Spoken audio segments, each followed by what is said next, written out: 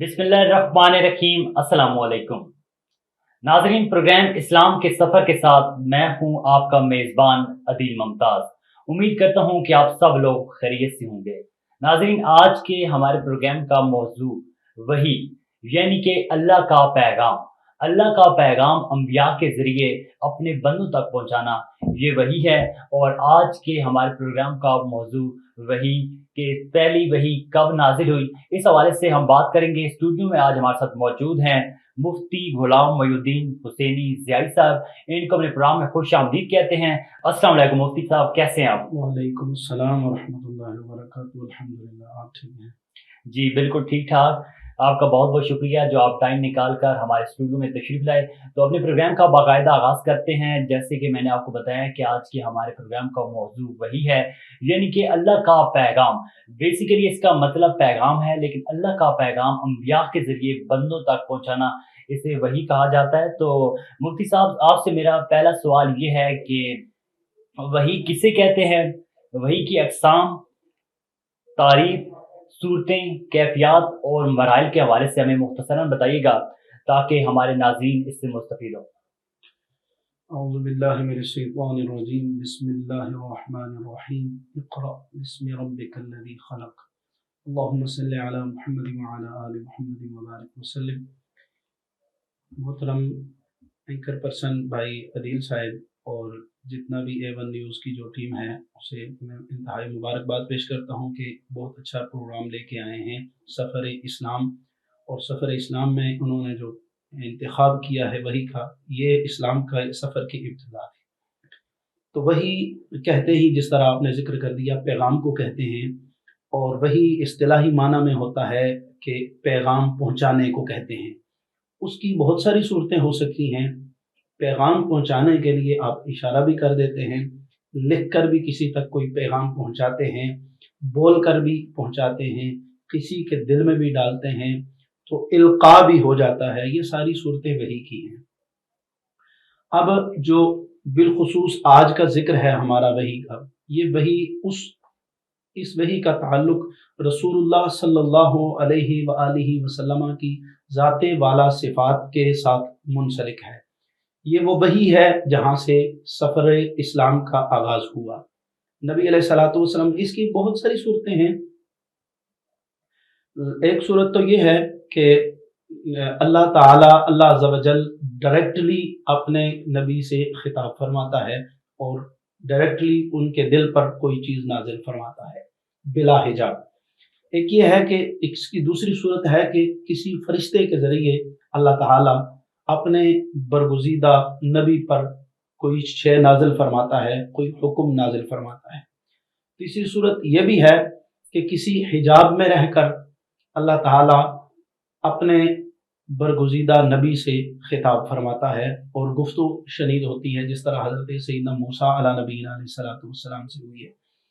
बिला हिजाब खिताब सिर्फ नबी अलैहिस्सलातु वस्सलाम से साबित है और अल्लाह अज़्ज़ व जल ने अपने नबी से बिला हिजाब खिताब फरमाया और उस वही फरमाई, जिस तरह कुरान में सूरह नज्म में है, फ़ौहा इला अब्दिही मा औहा। इख्तिसारन मैं इसको जिक्र करता हूँ। वही की एक सूरत है ख्वाब, इल्क़ा, इल्हाम। इल्हाम भी उस ख्याल को कहते हैं जो अल्लाह की तरफ से अपने किसी बरगुज़ीदा बंदे के दिल में डाल दिया जाए। वो नबी भी हो सकता है और गैर नबी पर भी इल्हाम हो सकता है किसी अच्छी चीज़ का। इसी तरह ख्वाब, जो अंबिया के ख्वाब हैं, वो वही खुदा ही होते हैं, वही खुदा के अलावा कुछ नहीं होता। इस तरह वही की और बहुत सारी अक़साम जो बयान की हैं, जो उलमा ने बयान की हैं। इसके अलावा جو پیغام ملنے کی جو صورتیں ہیں انہیں وحی نہیں کہا جاتا. وحی کا تعلق انبیاء سے یا نیک بندوں سے جو ہوتا ہے وہ الہام ہوتا ہے، اسے بھی بعض محدثین نے وحی کہا ہے. لیکن اگر برے خیالات ہیں نا انہیں وحی سے تشبیہ نہیں دی جاتی. اچھا مفتی صاحب آپ بتائیے گا کہ آپ نے وحی کو بڑی خوبصورتی سے بیان کیا اور یقیناً ہمارے ناظرین اس سے مستفید ہوں گے کہ وحی جو ہوتا ہے یہ اللہ کا ایک مخصوص جو پیغام ہے اس کو وحی کہتے ہیں. مفتی صاحب آپ بتائیے گا کہ حضرت محمد صلی اللہ علیہ وآلہ وسلم پر پہلی وحی کب اور کہاں نازل ہوئی، اس کے حوالے سے بتائیے گا. اس کے لیے چھوٹی تفصیل ہے لیکن میں اختصار کے ساتھ اس کو ذکر کرنا چاہتا ہوں. اگر مزید سوالوں میں وہ اس کی طرف اشارہ ہوا تو وہ میں بھی ذکر کر دوں گا. پہلی وحی رمضان المبارک میں غار ہرا، یہ مکہ کے قریب ایک پہاڑ ہے اور اس میں یہ غار ہے ہرا نامی، وہاں پر نبی علیہ الصلوۃ والسلام پر پہلی وحی نازل ہوئی، غار ہرا کے مقام پر جو مکہ کے سب سے قریب پہاڑ ہے. ناظرین مفتی صاحب سے ہم اگلا سوال یہ پوچھیں گے کہ غار حرا میں قیام اور وحی کے حوالے سے ہمیں بتائیے گا. اللہم صلی علی محمد وعلی آل محمد وبارک وسلم. بھائی دل صاحب آپ نے بہت اچھا سوال کیا ہے. غار حرا میں قیام، نبی علیہ الصلوۃ والسلام کے دل میں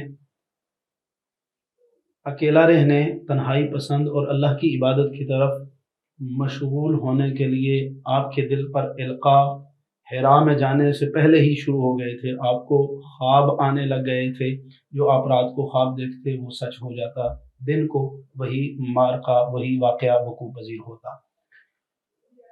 تو آپ کو اس بات کی طرف نشاندہی کی گئی کہ آپ تنہائی پسند ہوں، اکیلے رہیں اور اللہ کی عبادت کریں.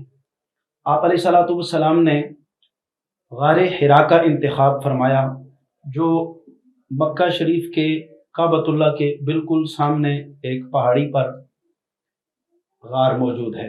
ارد گرد اور بھی پہاڑیاں موجود ہیں لیکن اس کا انتخاب اللہ کے نبی نے اس لیے فرمایا ہے کہ یہاں پر کعبۃ اللہ پر نظر ڈال سکتے تھے اور کعبۃ اللہ بالکل سامنے تھا. تو وہاں جا کر آپ اللہ کی عبادت کرتے، ذکر و اذکار کرتے، دن رات گزارتے اور کچھ دنوں کا کھانے پینے کا سامان آپ ساتھ لے جاتے.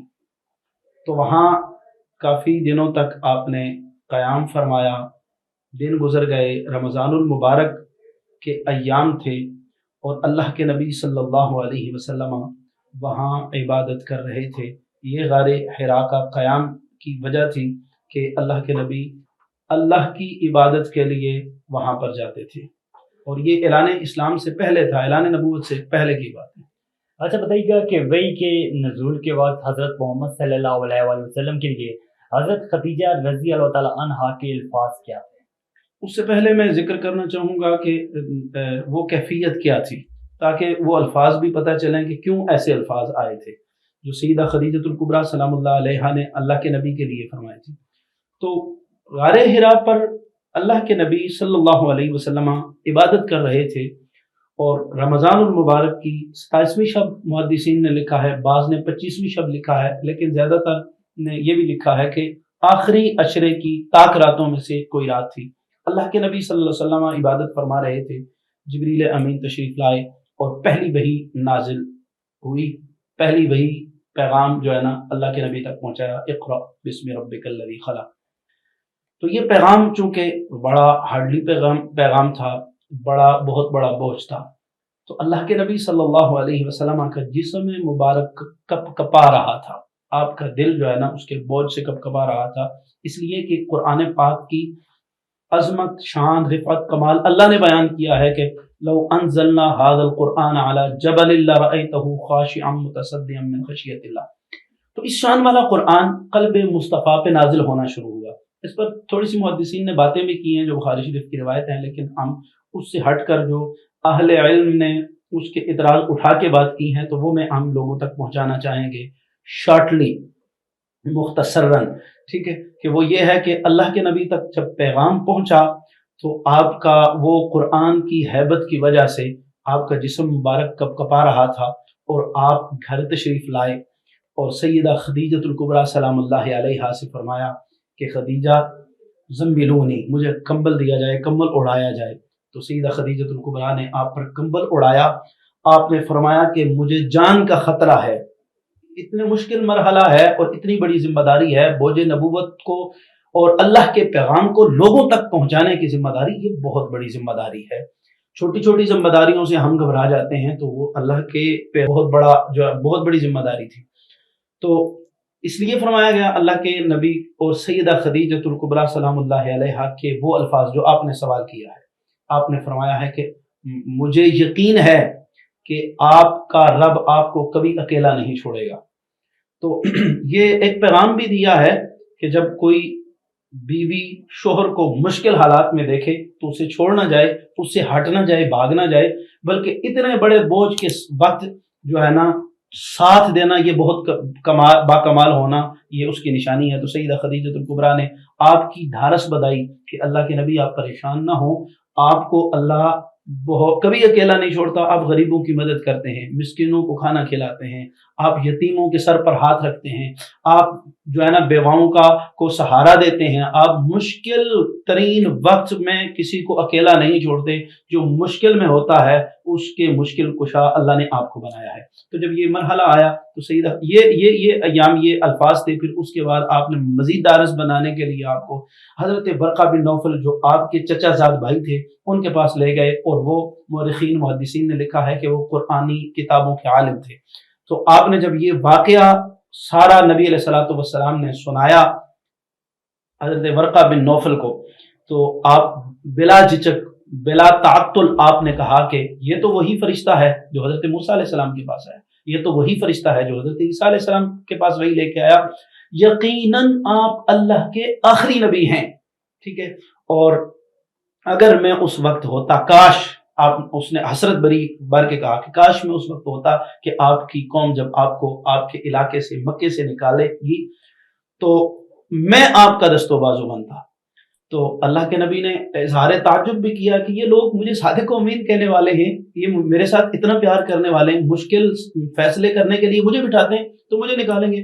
تو حضرت ورقہ بن نوفل نے کہا کہ جب بھی اللہ کا کوئی نبی پیغام حق لے کے آیا ہے تو اس کی اپنی قوم نے سب سے زیادہ مخالفت کی ہے، تو یہ لوگ آپ کی مخالفت کریں گے. ناظرین، ہمارے ساتھ موجود ہیں مفتی غلام محی الدین حسینی ضیائی صاحب، اور یہاں پر ایک چھوٹی سی بریک لیں گے اور بریک کے بعد اپنے پروگرام کو جاری رکھیں گے.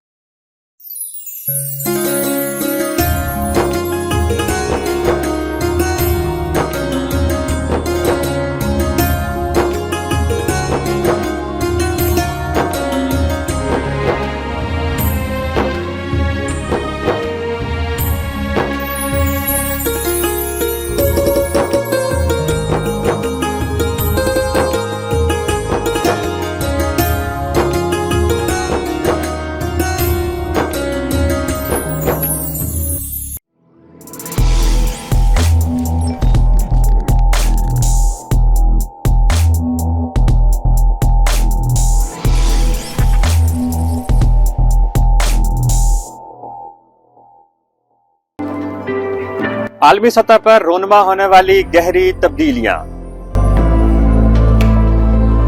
بین الاقوامی تعلقات کے اتار چڑھاؤ،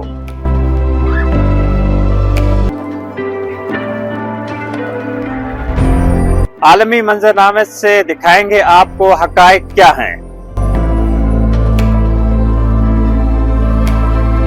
صرف A1 ٹی وی کے پروگرام ورلڈ ویو میں.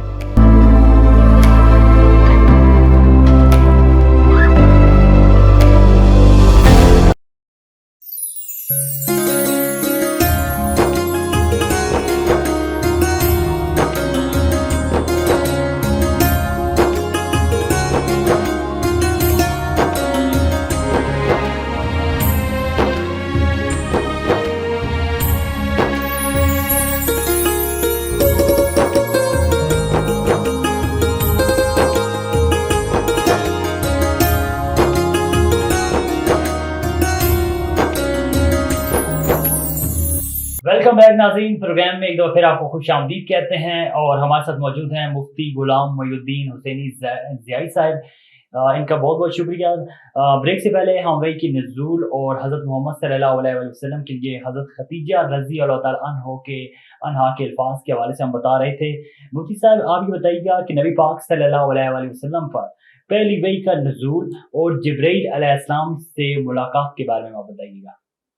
یہ تو پہلے اجمالاً ذکر ہو چکا کہ پہلی وحی بھی وہی تھی اور پہلی ملاقات بھی وہی تھی، 27ویں شب تھی یا غالباً کوئی جو بھی شب تھی طاق راتوں میں سے آخری عشرے کی، اسی میں پہلی ملاقات بھی تھی اور پہلی وحی بھی حضرت جبریل امین کی نبی علیہ الصلوۃ والسلام تک پیغام پہنچانا تھا۔ اس کے بعد جبریل امین تو مصطفیٰ کی بارگاہ میں تشریف لاتے رہے اور حضرت اسرافیل بھی آپ سے ملاقات کے لیے تشریف لاتے رہے، لیکن قرآن نازل نہیں ہوا، وہی میں تعطل آ گیا۔ بعض محدثین نے مفسرین نے لکھا ہے کہ 2 سال کا 2.5 سال کا وقفہ، بعض نے 3 لکھا ہے، بعض نے 40 دن کا لکھا ہے، بعض نے 15 دن کا لکھا ہے۔ تو یہ ایک پیغام حق تھا، تو اس کے لیے نبی علیہ الصلوۃ والسلام پریشان ہوئے، کفار نے تانے دینے بھی شروع کر دیے کہ معاذ اللہ محمد کے خدا نے محمد کو چھوڑ دیا ہے یا ایسا ایسا ویسا کچھ بھی وہ انہوں نے کہا ہے۔ لیکن جب آیات پھر دوبارہ نازل ہونا شروع ہوئی، اللہ نے پیغام حق پھر دوبارہ رواں ہوا، اور محدثین نے کہا ہے کہ سورہ مدثر نازل ہوئی، یا ایھا المدثر قم فانذر۔ تو اللہ کا پیغام پہنچانے کے لیے اللہ کو کہ نبی کو کمر بستہ ہو کے کھڑے ہونے کی اور اعلان پیغام پہنچانے کا حکم دیا گیا، کہ یہ انتہائی مشکل مرحلہ تھا۔ جب پہلی وحی آئی تو لوگ جو ہے نا، لوگوں نے یہ دیکھا کہ اللہ کی طرف پیغام حق ہے اور بتوں کو چھوڑنے کا حکم ہے، بتوں سے دور ہونے کا، اللہ کے حضور سر بسجود لوگ آپ کے مخالف تھے، اور اس مخالفت میں پورا مکہ مخالف، چند لوگ آپ کے ساتھ، تو اعلان کرنا کہ پیغام حق کو لوگوں تک پہنچانا یہ مشکل کام تھا۔ لیکن اللہ کا نبی ہر مشکل میں مشکل کی طرف نہیں دیکھتا، بلکہ اللہ کے پیغام کو پہنچانے میں ذرا برابر بھی جو ہے نا دلیر نہیں کرتا، اور دلیری میں اللہ کے نبی سے بڑھ کر دلیر کوئی بھی نہیں ہوتا۔ وہ دنیا کے کسی بھی سختی کی، کسی بھی تکلیف کی، کسی بھی مصیبت کی پرواہ کیے بغیر اللہ کا پیغام پہنچاتا ہے، یہی کمال ہوتا ہے اللہ کے نبی کا۔ مفتی صاحب آپ بتائیے گا کہ پہلی وحی اور دوسری وحی کے درمیان وقفہ کتنا وقفہ تھا اور وقفے کا کیا اثر ہوا؟ وقفے کا ایک تو ذکر تو میں نے کر دیا ہے کہ 2-2.5 سال بھی ذکر ہوا ہے، 15 دن بھی اور 40 دن بھی ذکر ہوا ہے، لیکن اثر اس کا یہ ہوا کہ بعض مشرکین نے یہ کہنا شروع کر دیا کہ نبی علیہ الصلوۃ والسلام کو اللہ نے چھوڑ دیا ہے، اس کے خدا نے چھوڑ دیا ہے۔ لیکن جب وحی کا نزول دوبارہ شروع ہوا تو وہ ڈھارس بدائی کی۔ بعض محدثین نے یہ بھی کہا ہے کہ سورہ ضحیٰ نازل ہوئی، جس میں اللہ تعالیٰ نے فرمایا کہ اے حبیب، آپ کے رب نے آپ کو ہرگز نہیں چھوڑا، بلکہ آپ کی تو شان یہ ہے کہ وَلَسَوْفَ يُعْطِيكَ رَبُّكَ فَتَرْضَىٰ، کہ قیامت کے دن بھی فیصلے آپ کی رضا کے مطابق ہوں گے، جہاں جب تک آپ راضی نہیں ہوں گے تو کائنات کا رب بھی راضی نہیں ہوگا۔ تو یہ وہی کا تعطل ہوا ہے، لیکن اس کا اثر یہ، اس کا مطلب یہ نہیں تھا کہ اللہ تعالیٰ نے جو ہے نا نبی علیہ الصلوۃ والسلام سے کوئی ناراضگی کا معاذ اللہ اظہار کیا، نہیں، ایسا نہیں تھا، بلکہ پہلی وحی کے بعد ایک تیاری کے طور پر کہ اب دوسری وحی کا انتظار کیا جائے، محبوب سے ملاقات، محبوب سے جو ہے نا اس پیغام کا انتظار کرنا، یہ اللہ کو بڑا پسند ہوتا ہے۔ محدثین نے یہ بھی کہا ہے نا کہ بعض اوقات کوئی بندہ اللہ سے کوئی شے مانگ رہا ہوتا بڑا مقرب ہے، لیکن اللہ دینے میں دیر کر رہا ہوتا ہے۔ دینے میں دیر کرنے کا مقصد محدثین نے یہ بھی لکھا ہے کہ اللہ تعالیٰ کو اس کا مانگنا پسند ہوتا ہے، وہ چاہتا ہے کہ یہ مجھ سے مانگتا رہے، اور جب وہ زیادہ مانگتا ہے تو زیادہ مانگنے کے بعد پھر عطا کیا جاتا ہے۔ اچھا جی، آخر میں مفتی صاحب کو ایسا پیغام آپ دینا چاہیں، جس طرح کہ آج کل کے مسلمان جو ہیں وہ دین اسلام سے بہت زیادہ دور ہو گئے، تو کوئی ایسا پیغام دیں، دوری کو تو ختم نہیں کیا جا سکتا، اس میں تو بڑا ٹائم لگے گا، جس طرح آج کل کا وقت چل رہا ہے کہ مسلمان اپنے دین سے دور ہو گئے، تو کیسے دین کی طرف واپس آ سکتے ہیں؟ ایسا کیا کرنا چاہیے مسلمانوں کے درمیان؟ ایک تو ان کا اتحاد بڑا ضروری ہے، جس طرح فلسطین کے مسلمانوں پر جو ظلم ہو رہے، کیسا مطلب مسلمانوں کو متحد ہوں تاکہ وہ دنیا کے جو کافر ہیں ان پر وہ غلبہ پا سکیں اور اپنے اسلام کو پوری دنیا میں وہ اجاگر کر سکیں۔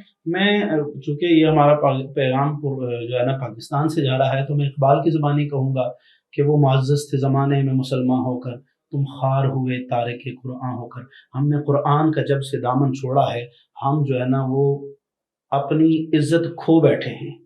ठीक है, मोहम्मद की गुलामी दीन हक की शर्त अव्वल है, इसी में हो अगर खामी तो सब कुछ नामुकम्मल है।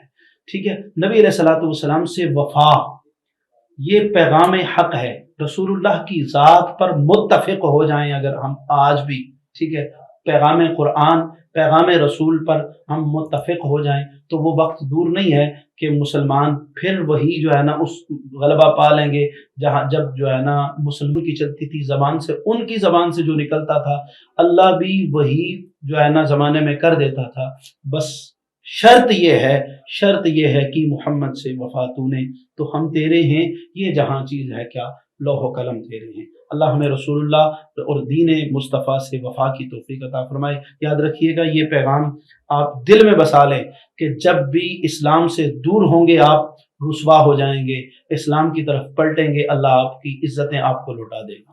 मुफ्ती साहब गुलाम मोइनुद्दीन हुसैनी ज़ियाई साहब, आपका बहुत बहुत शुक्रिया जो आज आप हमारे स्टूडियो में तशरीफ़ लाए और आपने बड़ी अच्छी बातें की और यकीनन हमारे देखने वाले और सुनने वाले इससे ज़रूर मुस्तफ़ीद होंगे। एक दफ़ा फिर आपका बहुत बहुत शुक्रिया।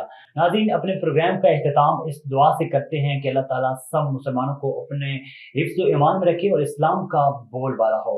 अपने मेज़बान अदील मुमताज़ को दीजिए इजाज़त। अल्लाह निगहबान।